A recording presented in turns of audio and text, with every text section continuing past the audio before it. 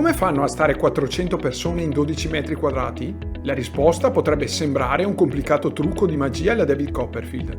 E invece, quello che solitamente si faceva in un grande evento, all'interno di un cinema o una palestra, noi l'abbiamo fatto in una stanzetta di 3 metri per 4. Il trucco? Semplicemente usare una regia in video diretta streaming. Ma non sono solo gli spazi a fare la differenza, anche e soprattutto la pianificazione dell'entertainment. La scelta infatti è stata quella di non accontentarsi del solito webinar fatto con la webcam, ma creare piuttosto un mini show.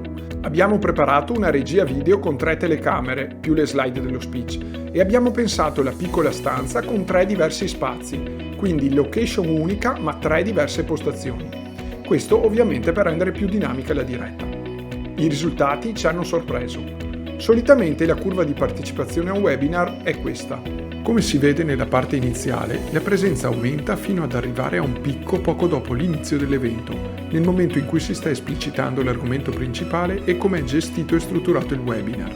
Poi, mano a mano, la presenza diminuisce, legata anche alla diminuzione dell'attenzione. Nel nostro caso, al di là dell'interessante numero di più di 400 persone che hanno seguito il webinar, la cosa più interessante è il cambiamento radicale della curva di partecipazione, che cattura gli spettatori e li tiene inchiodati fino alla fine. Anzi, di più, già dopo un'ora e mezza lo speech formativo era finito e si è passati a una proposta commerciale, invitando direttamente gli spettatori a scollegarsi se erano interessati solo alla parte formativa.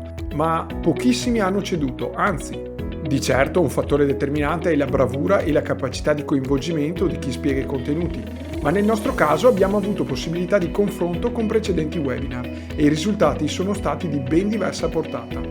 La chiave di volta è proprio la capacità di creare engagement.